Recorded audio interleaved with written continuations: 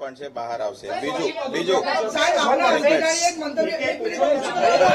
આપના અધિકારીએ મંતવ્ય રજૂ કર્યો કે ડિમોલેશન અમે કર્યું છે અને આપ ના પાડો છો કે ડિમોલેશન નથી. એ તપાસનો વિષય છે. મારી પાસે વિગત આવે તો હું આપને માહિતી આપી દઈશ. પરિવારના લોકો અત્યારે આકાશ નીચે છે સર, એમની માટે વૈકલ્પિક જગ્યા પણ નથી. એ બહુ દુઃખની વાત છે જે પણ બનાવ બન્યું છે. હું પણ એમાં વ્યક્તિગત રીતે અને કમિશનર તરીકે એ માટે સંમત પણ છું. અને હું આપને બતાવવા માંગુ છું જાણકારી માટે, ગુજરાત શહેરી વિસ્તારોમાં ખાનગી અને જાહેર જમીનો પર આવેલ ઝૂંપડપટ્ટીનું પુનઃવસન કરવા અંગેનું નીતિ નિયમોનું સુધારા કરવા અંગેનું સૂચનો અને ભલામણ માટે રાજ્ય સરકારે એક સમિતિ બનાવેલું છે. અને અત્યારે જયારે આપ વેઇટ કરી રહ્યા હતા એ વખતે એ જ સમિતિનું મીટિંગ ચાલતી હતી અને સુરત મહાનગરપાલિકાએ પોઝિટિવલી શું કરી શકાય, જે કાયદામાં ગેપ હશે એને શું નિવારણ કરી શકાય એના માટે રાજ્ય સરકારમાં રજૂઆત કરેલી હતી. એમાં બે અગત્યની રજૂઆત અમે કરેલા છે. એક તો છે કે ડેવલપરને વધારે ઇન્ટરેસ્ટ આવે એના માટે એફએસઆઈનું વધારો કરવાનું એક સૂચન કરેલું છે. બીજું છે કે ઇન્ટરસિટીમાં ટીડીઆરનો ઉપયોગ કરવાનો આલોવ કરવામાં આવે તો પોઝિટિવલી વધારે ઇન્ટરેસ્ટ આવે. અને આજે પ્રાઇવેટ જમીનોમાં કોઈ પણ ઝૂંપડપટ્ટી રહેતા હોય એના માટે જે રાજ્ય સરકાર પણ ચિંતિત છે ને એનું નીતિનું ગઠન કરી રહ્યા છે. આવડા મોટા શહેરમાં 30,000ની કર્મચારીઓ જયારે કામ કરતા હોય, ક્યાંય ને ક્યાંય ભૂલ આવશે તો એક વડા તરીકે, એક વડીલ તરીકે આ સંસ્થાને શિસ્ત લાવવાની મારી જવાબદારી છે. અને રાજ્ય સરકારના કોઈ પણ નીતિ નિયમ કાનૂનની અંદર રહીને એ કરવાનું હું પ્રયત્ન કરીશ. આપ સૌ એમાં નિશ્ચિંત રહેશો. અને એમાં અત્યાર સુધી જે બનાવ બન્યો છે એમાં કોર્પોરેશન તરફથી, અહીંયા અધિકારીઓ ઉચ્ચ લેવલ તરફથી કોઈ પણ દબાણ કે પ્રશ્ન લાવવામાં આવ્યું નથી અને કોઈને એમાં ઇન્વોલ્વમેન્ટ પણ નથી. બસ આટલું જ આપ સૌને ચોકસાઈ કરવા માંગુ છું. અને આપ સૌ મીડિયામાં પોઝિટિવલી જયારે શહેર માટે આપ વિચાર કરી રહ્યા છો તો અમે પણ વહીવટમાં બેસીને વિચાર કરી રહ્યા છે. તો સહકારની અપેક્ષા રાખું છું અને થોડું શાંતિ રાખવા માટે અને થોડું પેશન્સ રાખવા માટે આપ સૌને વિનંતી કરું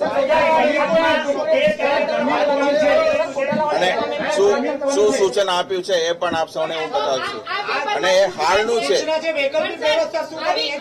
એ નિયમ મુજબ ચોક્કસ કરીએ. નિયમ મુજબ ચોક્કસ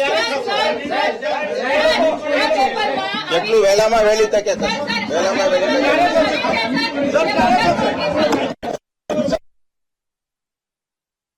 તો પહેલા ડિમોલેશન ન કર્યાનું કહ્યું હતું. ડિમોલેશન કાંડના 12 દિવસ પછી હવે કમિશનર છે તે મીડિયા સામે આવ્યા છે. મનપા કમિશનર 12 દિવસ પછી તપાસની મોટી વાતો કરવા માટે મીડિયા સામે આવ્યા અને આખરે સત્ય બહાર આવ્યું છે. સુરતમાં ડિમોલેશન કાંડના 12 દિવસ પછી તેમણે મૌન તોડ્યું છે. પાલિકા કમિશનર એમ.કે. નાગરાજનની હવે સ્પષ્ટતા છે. ડિમોલેશન કાંડના 12 દિવસ બાદ તેમનું હવે મીડિયા સમક્ષ આ નિવેદન છે અને જે આ ભૂતિયા ડિમોલેશન છે તે અંગે તેમણે સ્પષ્ટતા કરી છે. તેમણે પોતાનું મૌન તોડ્યું છે. પહેલા ડિમોલેશન ન કર્યાનું કહ્યું હતું અને હવે 12 દિવસ પછી ડિમોલેશન કરવાનો તેમણે સ્વીકાર પણ કર્યો છે. મીડિયા સામે આવ્યા અને તેમણે આ મુદ્દે સ્પષ્ટતા કરી છે. સુરત મહાનગરપાલિકાના મ્યુનિસિપલ કમિશનરનું આ જે નિવેદન છે તે આપણે સાંભળ્યું કે જ્યાં એક તરફ ડિમોલેશન છે તે હાથ ધરવામાં આવ્યું હતું અને ભૂતિયા ડિમોલેશન હાથ ધરવામાં આવ્યું હતું અને એક તરફ આજે પત્રકાર પરિષદમાં તેમના દ્વારા એ કહેવામાં આવ્યું છે કે ડિમોલેશનના 12 દિવસ પછી હવે કમિશનર મીડિયા સામે આવ્યા છે અને એ દ્રશ્યો પણ આપ જોઈ રહ્યા છો કે કઈ રીતે આખું આજે સમગ્ર જે ભૂતિયા ડિમોલેશન હતું તેને લઈને કેવી રીતે આખો પડદો છે તે ઉચકાયો હતો, જેમાં કેટલાક અધિકારીઓની પણ હાજરી હતી એટલે તેને લઈને પણ સવાલો. અને હવે આજે ડિમોલેશન મનપાનું કાંડ છે તેમાં સત્ય સામે આવ્યું છે અને મહાનગરપાલિકાના કમિશનર એમ નાગરાજને હવે આ મુદ્દે સ્પષ્ટતા કરી છે. તેમણે મીડિયા સમક્ષ આવી અને તેમણે નિવેદન આપ્યું છે. ડિમોલેશન કાંડના 12 દિવસ પછી હવે તેઓ મીડિયા સમક્ષ આવ્યા છે અને આ ડિમોલેશન કાંડ અંગે હવે એક બાદ એક મોટા ખુલાસાઓ પણ થઈ રહ્યા છે. કેટલાક જે અધિકારીઓ છે એમના નામ પણ આ મુદ્દે સામે આવી રહ્યા છે અને અત્યારે આપ આ લાઈવ દ્રશ્યો પણ જોઈ રહ્યા છો કે જ્યાં એક તરફ મ્યુનિસિપલ કમિશનર દ્વારા પત્રકાર પરિષદ યોજવામાં આવી. ડિમોલેશન કાંડના 12 દિવસ પછી મીડિયા સામે તેઓ આવ્યા છે. સૌથી મોટી વાત કે ડિમોલેશન કોણ કરી ગયું એ હવે તપાસનો વિષય પણ બન્યો છે એટલે તેને લઈને પણ હવે તપાસનું જાણે તરકટ કરવામાં આવશે. ડિમોલેશન કાંડના 12 દિવસ પછી 12 દિવસ વીતી ચૂક્યા છે અને અનેક નેતાઓએ પણ આ મુદ્દે નિવેદન આપ્યું છે. ખુદ ધારાસભ્ય વિનુ મોરડિયા પણ આવ્યા હતા. તેમણે પણ અધિકારીઓની સંડોવણી હોવાની વાત કરી હતી અને હવે 12 દિવસ બાદ મનપા કમિશનરનું આ નિવેદન છે. નાગરાજન આજે મીડિયા સમક્ષ આવ્યા અને તેમણે એ કહ્યું છે કે હવે આ તપાસનો વિષય બન્યો છે. પહેલા તેમણે એ કહ્યું હતું કે ડિમોલિશન પહેલા નથી કરાયું અને હવે તેમણે જે પોતાનું નિવેદન છે તે બદલ્યું છે અને કહ્યું છે કે ડિમોલેશન હાથ ધરવામાં આવ્યું હતું અને અધિકારીઓ પણ એમાં સામેલ હતા. આ કાંડના 12 દિવસ પછી હવે તેઓ મીડિયા સમક્ષ આવ્યા છે અને સ્પષ્ટતા આપવામાં આવી છે. જોકે જેમની આ જમીન હતી, જેના પર આ વસાહતો હતી, તેમનું એ કહેવામાં આવ્યું હતું કે તેમણે કોર્પોરેશનને આ જે જમીન છે તે દાન કરી દીધી છે. ગઈકાલે તેમનું પણ એક વિડીયો સામે આવ્યો હતો અને સતત આ મુદ્દે કોકડું ગૂંચવાયેલું રહ્યું હતું અને હવે આ મુદ્દે સ્પષ્ટતા કરવામાં આવી છે.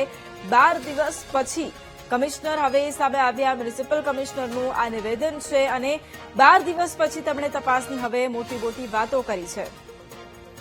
અને આ જ મુદ્દે સંવાદદાતા ધ્રુવ આપણી સાથે લાઈવ જોડાયા છે.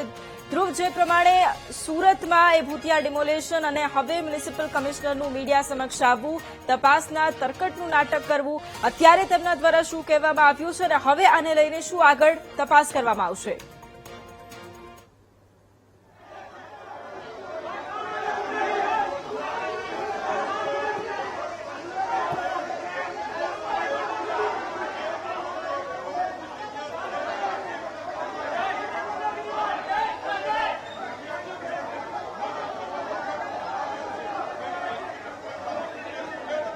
જી ધ્રુવ.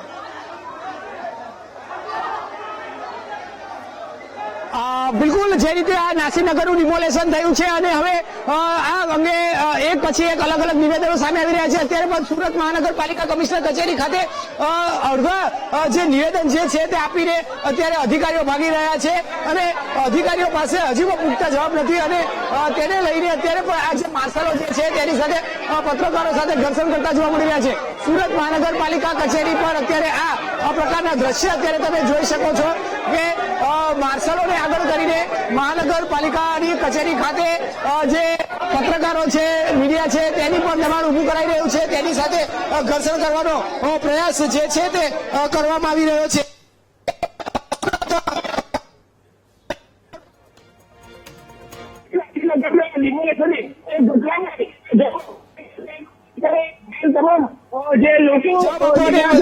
અત્યારે હાલ તમામ જે લોકો અહીંયા જે પત્રકારો છે તેની સામે કાર્યવાહી કરવામાં આવી રહી છે. જે રીતે અત્યારે હાલ સુરત મહાનગરપાલિકામાં સ્થાનિક પોલીસને પણ બોલાવવામાં આવી છે અને માર્શલોને આ રીતે આગળ કરીને અત્યારે હાલ જે રીતે જોઈ શકાય છે કે આ કામગીરી કરવામાં આવી રહી છે. એમના વિરુદ્ધમાં પ્રયાસ કરવામાં આવી રહ્યો છે. માર્શલો અને પત્રકારો વચ્ચે અત્યારે ઝપાઝપી કરવામાં આવી રહી છે અને એમને મારવાનો પ્રયત્ન કરાઈ રહ્યો છે. અત્યારે જોઈ શકાય છે આ રીતે સુરતમાં જાણે વિરોધ પક્ષ સાથે થતું હોય તે પ્રકારનું વર્તન મીડિયા સાથે કરવામાં આવી રહ્યું છે. જે કામગીરી જે છે તે જોવા મળી છે. અત્યારે સુરત મહાનગરપાલિકાની અંદર માર્શલ જે છે તે માર્શલ અત્યારે આ રીતે અત્યારે એકબીજા પર ધક્કામુક્કી કરી રહ્યા છે. હાલ તમામ લોકો જે છે તે અત્યારે છે.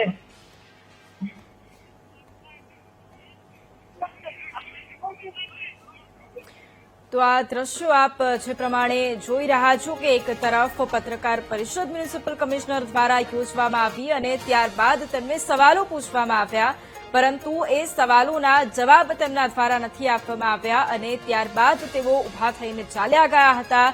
અને હવે પોલીસનું આ જે વર્તન પણ આપ જોઈ રહ્યા છો, આ લાઈવ દ્રશ્યો છે સુરતના કે જ્યાં ભૂતિયા કાંડનો એ મુદ્દો ઉઠાવવામાં આવ્યો હતો કે જે ભૂતિયા ડિમોલેશન કરવામાં આવ્યું તેનો મુદ્દો ઉઠાવવામાં આવ્યો, પરંતુ હવેના આપ દ્રશ્યો જે જોઈ રહ્યા છો તેમાં ઘર્ષણ પણ થઈ રહ્યું છે. હજુ પણ તેઓ પાસે જવાબ આપવાની અપેક્ષા અને જવાબદારી નથી આપી રહ્યા.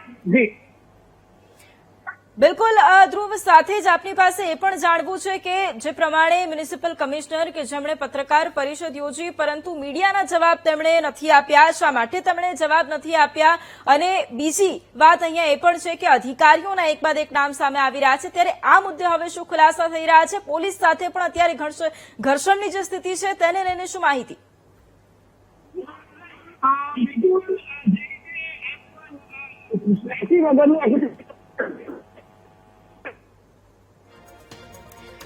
તો હવે જે પ્રમાણે આ દ્રશ્યો પણ આપ જોઈ રહ્યા છો કે એક તરફ મનપા કમિશનર જેમણે સ્પષ્ટતા કરવા માટે પત્રકાર પરિષદ યોજી, પરંતુ તેમને સવાલો પૂછતા તેમણે સવાલોના જવાબ નથી આપ્યા. પરંતુ તેની સાથે સાથે હવે આજે ઘર્ષણના દ્રશ્યો પણ આપ જોઈ રહ્યા છો. પોલીસ બંદોબસ્ત એક તરફ ગોઠવી દેવામાં આવ્યો છે અને પોલીસ સાથે ઘર્ષણ થઈ રહ્યું છે. સુરતમાં ડિમોલેશન કાંડના 12 દિવસ પછી મનપા કમિશનરે મૌન તોડ્યું છે.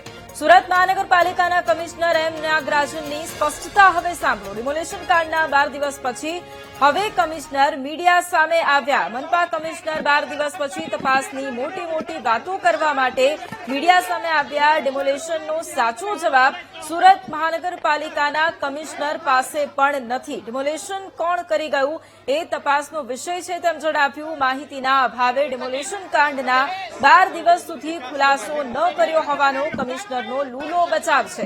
નાસિરનગરના લોકોને નોટિસ આપી કે નહીં તે પણ તપાસનો વિષય છે તેવું જણાવ્યું. ડિમોલેશન તપાસનો વિષય, તપાસ કરવા માટે સમિતિની રચના કરવામાં આવી છે તેવું પણ તેમના દ્વારા જણાવવામાં આવ્યું છે. કે ત્યારબાદ ઝપાઝપીના એ દ્રશ્યો પણ જોવા મળ્યા હતા. નરસિંહનગરમાં અમારા અધિકારીઓ ગયા હતા. એના વિષયમાં આજે નિવેદન પણ થયું હતું. આગળ જે બનાવ બન્યું છે એના વિષય તપાસ સમિતિ રચવામાં આવી છે. એ તપાસ સમિતિમાંથી જે પણ હશે એના મુજબ આપણે કામગીરી કરવાનું છે. અને અત્યારે શાંતિથી તપાસનો વિષય છે તો આપણે એમાં અત્યારથી એક ડિસિઝન લેવું એ બરાબર નથી. આ ડિમોલિશન કોને કર્યું? ખાલી એક જ શબ્દમાં ડિમોલિશન કોને કર્યું? મને નથી ખબર. સર, ડિમોલિશન થયું છે કે નહીં? ડિમોલિશન થયું છે કે નહીં? આપણે વિડીયોમાં જોયું છે ઘણા બધા મકાનોનું જે છે એ તોડફોડ કરવામાં આવ્યું છે. તો એ કઈ સંજોગોમાં બની છે એના માટે તપાસ સમિતિ રચવામાં આવી છે. એટલે હું આપ સૌને વિનંતી કરું છું કે તપાસ સમિતિની રિપોર્ટ આવે ત્યાં સુધી થોડું. તો મનપા કમિશનરનું આ નિવેદન છે. ડિમોલેશન થયે 12 દિવસ વીતી ચૂક્યા છે અને હવે ત્યારબાદ તેમનું આ નિવેદન સામે આવ્યું છે અને હવે 12 દિવસ પછી તેઓ તપાસની મોટી વાતો પણ કરી રહ્યા છે. પરંતુ બીજી તરફ આ દ્રશ્યો પણ આપ જોઈ રહ્યા છો કે જ્યાં એક તરફ ઝપાઝપી પણ થઈ હતી. મીડિયા કર્મીઓ છે તેઓ જવાબ માંગતા પોલીસ સાથે તેમનું ઘર્ષણ પણ થયું હતું. પહેલા ડિમોલેશન ન કર્યાનું મનપા કમિશનરનું નિવેદન હતું, પરંતુ હવે તેમના દ્વારા એ કહેવામાં આવ્યું છે કે ડિમોલેશન કરાયું હતું. એટલે ડિમોલેશન કરવાનો સ્વીકાર તેમણે કર્યો છે, પરંતુ ત્યાંના જે લોકો છે તેમને નોટિસ આપી છે કે નહીં તે સૌથી મોટો સવાલ અત્યારે છે. તો તપાસનો વિષય પણ છે અને તે પણ મ્યુનિસિપલ કમિશનર દ્વારા કહેવામાં આવ્યું છે. ડિમોલેશનનું આજે આખું કાંડ છે. 12 દિવસ તેને વીતી ચૂક્યા છે. એક બાદ એક જે અધિકારીઓના નામો પણ સામે આવી રહ્યા છે તેમની સામે પણ હવે પ્રશ્નાર્થ ચિહ્ન ઉભો થઈ રહ્યો છે. પરંતુ હવે ડિમોલેશન કાંડના 12 દિવસ પછી હવે તપાસના નામે તરકટની વાતો પણ થઈ રહી છે. મોટી વાતો કરવા માટે મ્યુનિસિપલ કમિશનર મીડિયા સમક્ષ આવ્યા હતા. તેના દ્રશ્યો પણ આપણે જોયા અને હવે આ મુદ્દે તપાસની વાતો કરવામાં આવી રહી છે. પરંતુ સૌથી મોટી વાત એ છે કે પહેલા એવું કહેવામાં આવ્યું હતું કે ડિમોલેશન નથી થયું, પરંતુ હવે તેનો સ્વીકાર તેમના દ્વારા કરવામાં આવ્યો છે. ડિમોલેશન કાંડથી કમિશનર જ અજાણ તે સૌથી મોટો સવાલ હવે ઉભો થઈ રહ્યો છે. 12 દિવસ પછી તેમણે આ નિવેદન આપ્યું છે અને તેમણે એ કહ્યું છે કે હવે આગામી સમયની અંદર તેની તપાસ કરવામાં આવશે. પરંતુ સૌથી મોટી વાત એ પણ છે કે આ જે ડિમોલેશન છે એ કોણે કર્યું છે તે ખુદ મ્યુનિસિપલ કમિશનરને પણ નથી. પછી શું થયું છે એ તપાસનો વિષય છે. ભાષામાં બોલે છે ડિમોલેશન ભૂતિયા નથી. શું કહેશો? લોકો હતા ને એટલે ભૂત કરી ગઈ ડિમોલિશન એ તપાસનો વિષય છે.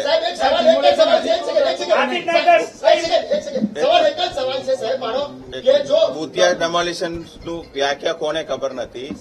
અમે તો તપાસનો વિષયમાં જે સાચું હકીકત આવશે રેકોર્ડ મુજબ આવશે મીડિયા સમક્ષ અમે રજૂ કરવાના છે. તો મ્યુનિસિપલ કમિશનરને સાંભળ્યા તેમણે એ કહ્યું છે કે આજે આખું જે ડિમોલેશન છે તેની તપાસ કરવામાં આવશે, પરંતુ માહિતીના અભાવે ડિમોલેશન કાંડના 12 દિવસ સુધી ખુલાસો નથી કર્યો તેવો લૂલો બચાવ કમિશનરનો છે. બીજી તરફ નાસિરનગરના જે રહેવાસીઓ છે, જે લોકો ત્યાં વસી રહ્યા હતા જે લોકો ત્યાં વસવાટ કરી રહ્યા હતા તે લોકોને નોટિસ આપી છે કે નહીં તે પણ એક તપાસનો વિષય બન્યો છે અને આ ડિમોલેશન અંગે હવે તપાસ કરવામાં આવશે. પરંતુ સાથે સાથે તેમણે એ પણ કહ્યું છે કે આ જે ભૂતિયા ડિમોલેશન કરવામાં આવ્યું ત્યાં સ્થળ પર કોણ હાજર હતું તેના વિશે તેમણે જવાબ આપવાનું અહીંયા ટાળ્યું છે. એટલે તેઓ પણ ખ્યાલ હોવા છતાં પણ નામ નથી લઈ રહ્યા. તપાસ કરવા માટે સમિતિની રચના કરવામાં આવી. માત્ર એટલું જ નિવેદન આપી અને તેઓ ચાલ્યા ગયા હતા અને હવે તેમણે એ સ્વીકાર કર્યો છે કે ડિમોલેશન હાથ ધરાયું હતું. તેમણે એ પણ સ્વીકાર કર્યો છે કે આ ડિમોલેશનની જે આખી કામગીરી છે તેમાં હવે તપાસ કરાશે.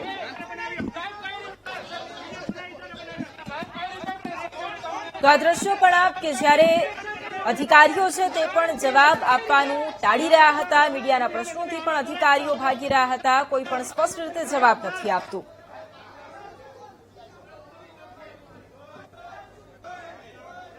લગભગ 70 લાખ લોકો વસે છે.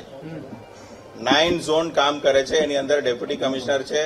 ગેરકાયદેસર બાંધકામ આના ઘણા બધા જે રજૂઆત છે આપ સૌ પેપરમાં લખો છો એમાં રોજે રોજ કામ થાય છે. આ બધું કમિશનરને પૂછીને ના થાય, પદ્ધતિસર અને નિયમ મુજબ થાય. એની અંદર ક્યાંક ને ક્યાંક રજૂઆત આવે એની તપાસ કરવાની જવાબદારી કમિશનર તરીકે મારું બને છે. જેને જે બોલવું હશે બોલવાના અધિકાર આ દેશમાં છે. એટલે આપ પણ મીડિયામાં આપનું ઓપિનિયન મંતવ્ય રજૂ કરો છો એવી અધિકારીઓને પણ એમનું મંતવ્ય રજૂ કરવાનું હોય છે અને તપાસનો વિષય છે. એટલા માટે અહીંયા અમે કીધું કે થોડું સંયમ રાખીએ તો સાચું જે પણ છે બહાર આવશે. બીજું સાહેબ, આપના અધિકારીએ એક મંતવ્ય એક મિનિટ આપના અધિકારીએ મંતવ્ય રજૂ કર્યો કે ડિમોલેશન અમે કર્યું છે અને આપ ના પાડો છો કે ડિમોલેશન નથી એ કર્યું. તપાસનો વિષય છે. મારી પાસે વિગત આવે તો હું આપને માહિતી આપી દઈશ. અને આ જ મુદ્દે સંવાદદાતા ધ્રુવ આપણી સાથે ફરી એક વખત લાઈવ જોડાયા છે. ધ્રુવ, જે પ્રમાણે આખું આજે ભૂતિયા ડિમોલેશન મનપા કમિશનર હવે સામે આવે છે, સ્પષ્ટ રીતે તેઓ જવાબ નથી આપી રહ્યા અને મીડિયાના સવાલોના જવાબ પણ તેઓ નથી આપી રહ્યા. ત્યારબાદ ઘર્ષણની સ્થિતિ, અત્યારે ત્યાં શું પરિસ્થિતિ છે અને સાથે સાથે જે તપાસની વાત કરવામાં આવી છે તો કઈ રીતે આખો આજે તપાસનો મામલો છે તે રહેવાનો છે?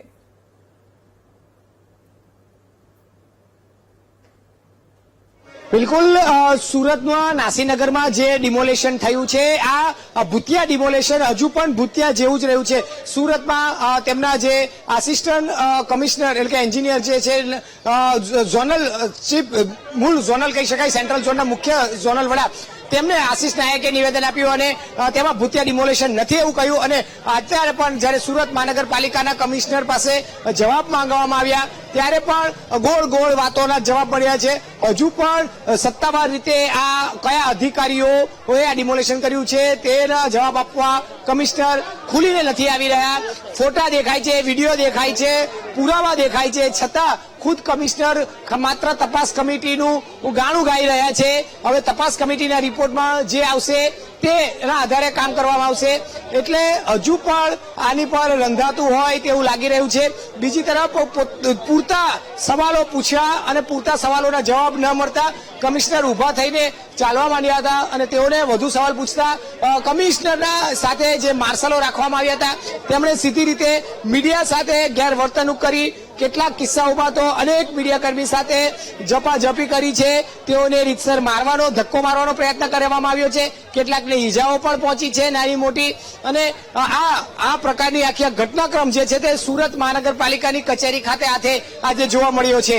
એટલે કહી શકાય આજે આ લોકશાહીનું આ ચોથું સ્તંભ છે.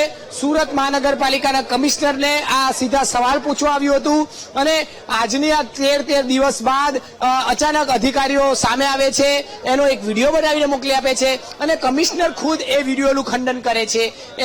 એને જે વાતો કરી છે એ વાતોથી તે પોતે પણ કેટલાક સંજોગોમાં સંતુષ્ટ નથી. અને આ પ્રકારની વાતો જ્યારે સામે આવે છે ત્યારે માત્ર કમિશનર તપાસ કમિટીની જ વાતો કરવામાં આવી રહી છે. અને ત્યારબાદ જે આખું મીડિયા નહીં પરંતુ આ એક વિરોધ પક્ષ હોય અને તેઓને આખરે તમામ ઘેરોબંધી કરીને મીડિયાની સામે ધક્કામુક્કી કરવામાં આવે છે. આ પ્રકારનો આખો ઘટનાક્રમ સુરતમાં અત્યારે જોવા મળ્યો છે અને હજુ પણ આ જ પ્રકારની સ્થિતિ જે છે મહાનગરપાલિકાની કચેરી ખાતે ઉપસ્થિત થઈ રહી છે. જી બિલકુલ, આભાર ધ્રુવ જોડાવા માટે અને તમામ જાણકારી માટે. તો સુરતના નાસરનગરમાં ડિમોલેશન કાંડમાં વીટીવી ન્યૂઝ પર સૌથી મોટો ધડાકો. ડિમોલેશન કોના ઇશારે થયું તેના નામ પર વીટીવી ન્યૂઝ પર એક્સક્લુઝિવ માહિતી. નાસિરનગર ડિમોલેશન કાંડમાં ભાજપના પૂર્વ ધારાસભ્યનું નામ ઉછળ્યું છે. પૂર્વ ધારાસભ્ય જનક બગદાણાના ભાઈ શૈલેષ બગદાણાના ઇશારે શું ડિમોલેશન થયું છે? પૂર્વ ધારાસભ્ય જનક બગદાણાના ભાઈ શૈલેષ બગદાણા બિલ્ડર છે. શૈલેષ બગદાણા, સંજય લાખાણી, નદીમ રિફાઈ અને અશફાક રિસાઈ નામના બિલ્ડરનું નામ સામે આવ્યું છે. તો શૈલેષ બગદાણા અને અન્ય 3 પાર્ટનર સાથે આખો આ જે બિલ્ડરનો પ્રોજેક્ટ છે તે ચાલી રહ્યો. અહીંયા સૌથી મોટો સવાલ એ કે જ્યારે એક મોટો ખુલાસો છે કે સુરતના નાસિરનગરમાં જે ભૂતિયા ડિમોલેશન કરવામાં આવ્યું એ ડિમોલેશન કાંડમાં વીટીવી ન્યૂઝ પર આ એક સૌથી મોટો ધડાકો છે અને ડિમોલેશન કોના ઇશારે કરવામાં આવ્યું અને તેના નામ પર વીટીવી ન્યૂઝ પર આ એક્સક્લુઝિવ માહિતી પણ છે. આખા આ ડિમોલેશન કાંડની અંદર ભાજપના પૂર્વ ધારાસભ્યનું નામ અત્યારે ઉછળી રહ્યું છે. પૂર્વ ધારાસભ્ય જનક બગદાણાના ભાઈ શૈલેષ બગદાણાના શું ઇશારે ડિમોલેશન કરવામાં આવ્યું તે એક સવાલ છે. પૂર્વ ધારાસભ્ય જનક બગદાણાના ભાઈ શૈલેષ બગદાણા એ બિલ્ડર છે. શૈલેષ બગદાણા, સંજય લાખાણી, નદીમ રિફાઈ, અશફાક રિસાઈ નામના બિલ્ડરનું નામ સામે આવ્યું છે.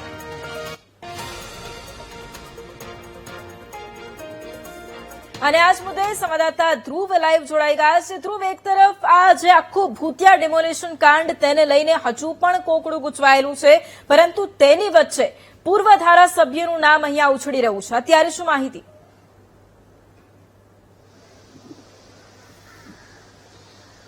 બિલકુલ, જે આખું નાસિરનગર ડિમોલેશન થયું 100 જેટલા મકાનો તો તૂટી ગયા, પરંતુ આ મકાનો તૂટ્યા તે શા માટે તૂટ્યા એક પ્રશ્નાચિહ્ન હતો. કોના ઇશારે તોડ્યા આ એક મોટો સવાલ હતો.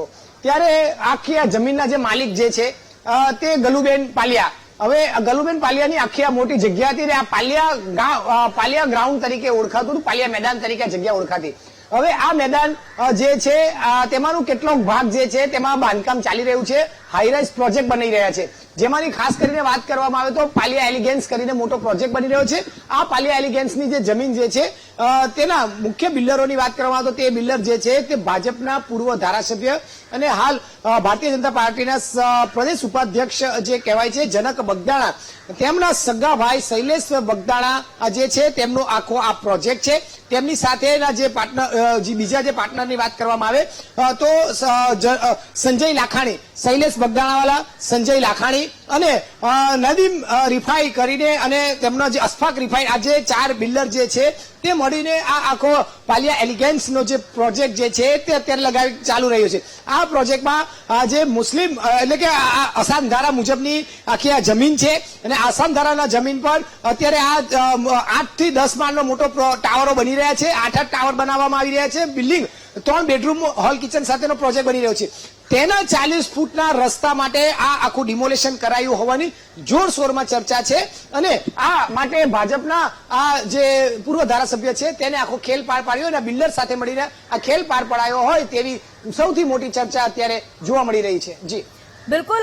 સાથે ધ્રુવ, આપની પાસે એ પણ જાણવા માંગીશું, કારણ કે જે ગલુબેન જેમનું આખું ગ્રાઉન્ડ પણ છે જ્યાં લોકો રહેતા હતા, તેમણે મ્યુનિસિપાલિટીને આખું જે ગ્રાઉન્ડ છે એ દાનમાં આપી દીધું હતું તેવી પણ વાત થઈ હતી. ત્યારે શું શૈલેષ બગદાણા પણ તેમના ઘરે મીટિંગો કરવા માટે જતા હતા, તેના અંગે કોઈ ખુલાસો થયો છે?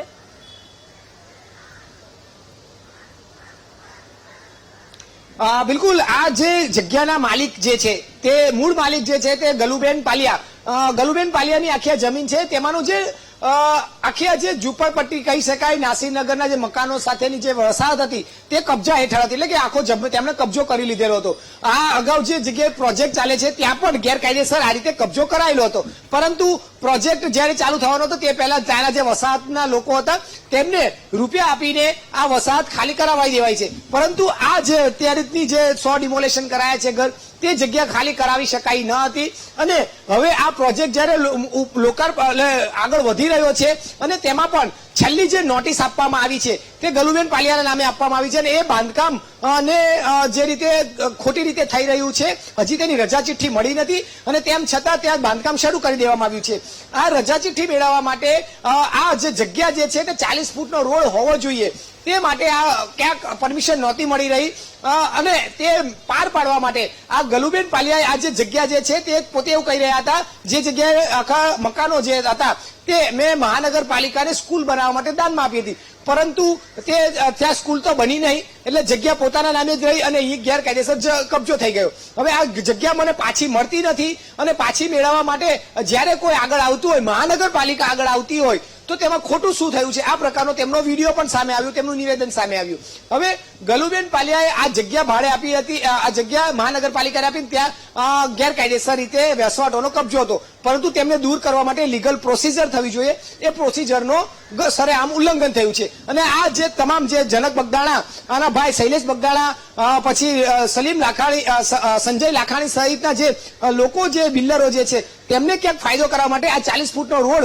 જે છે તે દૂર કરાયો હોવાનું, એટલે કે 40 ફૂટનો રોડ માટે આખું ડિમોલેશન કરાયું હોવાનું કહેવાય રહ્યું છે. અને આ જે ગલુબેન પાલિયા જે બિલ્ડર, જે મૂળ માલિક છે જગ્યાના, તેમના ઘરે મોડી રાત સુધી, એટલે 3 થી 4 કલાક 5 કલાક જેટલી તેમના ઘરે મિટિંગો ચાલી, તેમને સમજાવવામાં આવ્યું અને ત્યારબાદ તેમને એક વિડીયો બનાવીને તેમને દ્વારા પોસ્ટ કરવામાં આવ્યો છે. એટલે કે આ ચોક્કસ એક પ્રકારનું આખું ષડયંત્ર રૂપે આ બિલ્ડરોનું છે કે જે આખું ડિમોલેશ કરાયું છે. અને તેમાં ક્યાંક આખી સોપારી ડિમોલેશન કરવા માટેની જે સોપારી ફળે, તેમાં સુરત મહાનગરપાલિકાના આ તમામ અધિકારીઓનો તેઓએ ચોક્કસ રીતે ઉપયોગ કર્યો છે. તેમાં સૌથી વધારે જો વાત કરવામાં આવે તો પ્રજાપતિ, સુજલ પ્રજાપતિ મુખ્ય માસ્ટર માઇન્ડ માનવામાં આવે છે અને તેમને આખા નિગરાણીમાં આ આખું કાન એટલે ખેલ પાડી દેવામાં આવ્યો હોય તેવું માનવામાં આવી રહ્યું છે. જી બિલકુલ ધ્રુવ, સાથે આપની પાસેથી હવે એ પણ જાણવું છે કે જ્યારે પૂર્વ ધારાસભ્યના ભાઈનું નામ અહીંયા સામે આવતું હોય, શું એમના ઇશારે આખું આ ડેમોલેશન કરવામાં આવ્યું છે કે કેમ, એ આખી વાત જ્યારે સામે આવતી હોય તો તેને લઈને કોઈ ખુલાસો કે આખું આ જે ડેમોલેશન છે તેનો પ્લાન કેટલા સમયથી ચાલી રહ્યો હતો, આ દિવસે ડેમોલેશન હાથ ધરવાનું છે, આટલા લોકો હાજર રહેવાના છે, કેવી રીતે આખું આ પ્લાન ઘડાયો હતો, તેના વિશે કોઈ માહિતી સામે આવી છે અત્યારે?